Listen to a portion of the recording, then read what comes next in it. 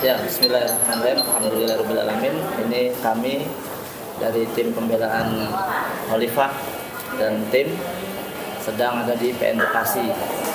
Nah, alhamdulillah dalam kesempatan yang berbahagia ini di tanggal 8 Januari 2024, tepatnya ada di Gedung Pengadilan Negeri Kota Bekasi. Kita coba bincang-bincang. Alhamdulillah ini ada kuasa hukum Khalifah dan sahabat-sahabat yaitu non-muslim. Tentunya kita memberikan apresiasi dan sangat mengucapkan ribuan terima kasih nih. Tentunya ada hal-hal yang ingin disampaikan kenapa kita bisa terjadi kolaborasi. Mungkin ini dari Mbak Lois ya. Apa nih statementnya kira-kira bisa kita berkolaborasi? Monggo. Oke, terima kasih atas waktunya. Pada dasarnya di sini kita melakukan pembelaan terhadap prinsipal yaitu Pak Indra Fauzi. Jadi kita melakukan pembelaan ini dalam status peninjauan kembali di mana putusan hukum yang tidak berdasarkan dan tidak berkesesuaian dengan alat bukti yang telah ada di dalam putusan kasasi. Nah, dalam hal ini kita diberi kuasa dan sebagai salah satu kuasanya juga dengan Bang Jos. Dalam hal ini kita patut untuk apresiasi terhadap rekan-rekan teman yang memberikan kuasa pada kita, bahwa di mana kita di sini fokus pada pembelaan peninjauan kembali kepada Pak Indra Fauzi tersebut. Nah, mungkin di sisi lain kita sudah membaca semua berkasnya dan ada banyak sekali bukti-bukti mulai dari 1 sampai 500-an yang memang tidak berkesesuaian dengan fakta bukti, di mana dalam putusan kasasi tersebut dikatakan bahwa adanya pencucian uang yang tidak berkesesuaian dan tidak secara fakta dibuktikan oleh jaksa penuntut umum. Jadi dalam peninjauan kembali ini kita memang sepatutnya untuk membela kebenaran, di mana kebenaran inilah yang menjadi tonggak penegakan hukum dalam hal kebenaran agar Bapak ini dapat mendapatkan keadilan sesuai dengan kebenaran yang ada, dengan fakta bukti yang ada juga. Mungkin kira-kira itu yang bisa saya sampaikan, Pak. Iya, untuk Bang Jos ini kan Bang Jos, Mbak Loy ini kan non-muslim lah ya. Ya, Ustaz. Kami ini muslim kan? Ya. Apa sih yang mendasari siap untuk membela Khalifah? Pertama kan kebenaran dulu. Beliau adalah orang benar, ya kan, orang baik, orang benar yang berjalan dengan ajaran agama sebenarnya, yang menyampaikan surat-surat kenabian, kebenaran. Tapi pertanyaan saya, kenapa ada sampai bisa dizolimi seperti ini, bisa diterapkan hukumnya? Sebenarnya hukum juga campur aduk gitu di dalam. Hukumnya tidak benar dipaksakan, ya kan? Tidak pernah ada undang-undang yang ini dipaksakan gitu. Jadi bagi saya itulah saya terpanggil untuk membela orang benar dulu. Itu yang pertama. Ya baik, ini ada di samping saya juga Amir Wilayah Purwasuka, nih jauh dari Purwakarta juga. Tapi ternyata lebih jauh ya dari Maluku. Ada di Bekasi sekarang. Gimana nih Ustaz Jamal atas kolaborasi antara Bang Jos, Mbak Lois kepada kita semua untuk membela Khalifah? Iya, baik. Yang pertama saya bersyukur karena saya menapaki ajaran. Ternyata ketika menapaki ajaran itu kita juga diperlihatkan bagaimana orang-orang yang selaras dengan ajaran.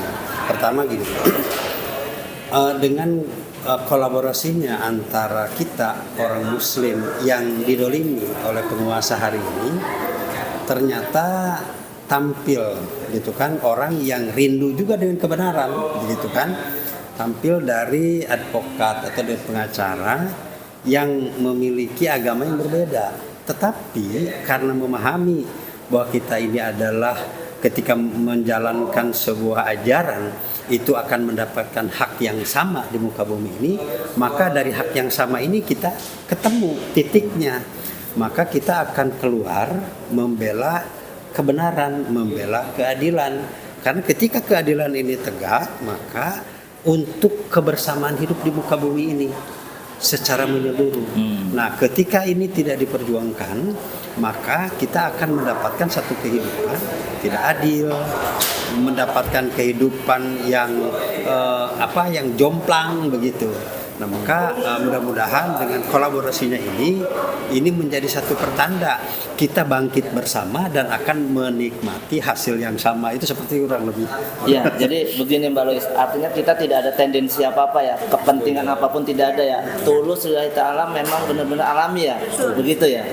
Nah, inilah yang hari ini kita rindukan sebagaimana para nabi terdahulu kan. Benar kan? Nabi Musa, Nabi Isa, bahkan Nabi Muhammad juga di situ ada non muslim dan sebagainya. Jangan sampai antar agama beda keyakinan satu sama lain saling menghujat ya. Kan? Ini kita buktikan kan?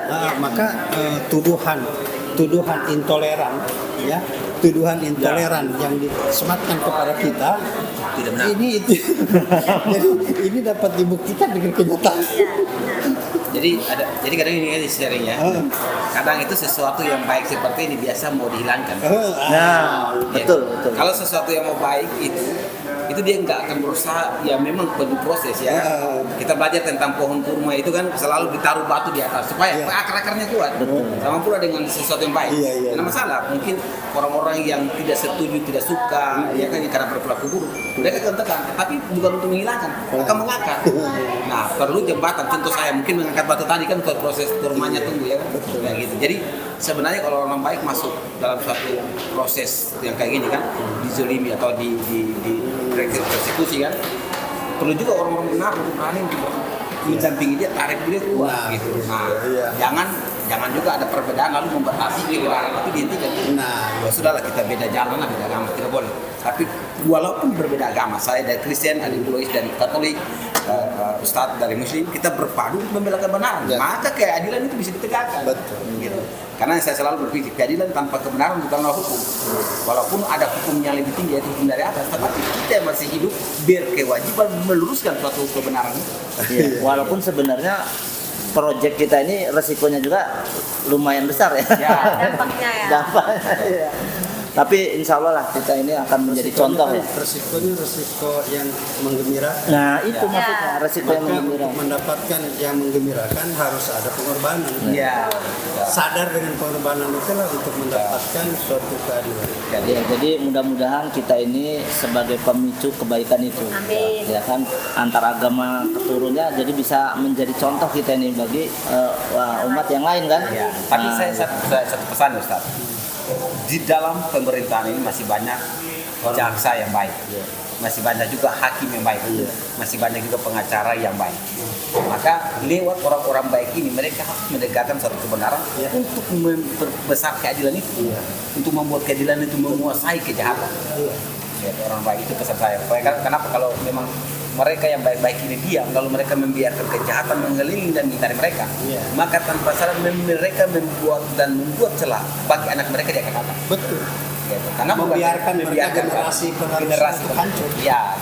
ya baik, terima kasih ya Mbak Lois, Bang Jos, Siap, Ustaz. Ya. Mr. Jem. Ya, kita akhiri. Wassalamualaikum warahmatullahi wabarakatuh.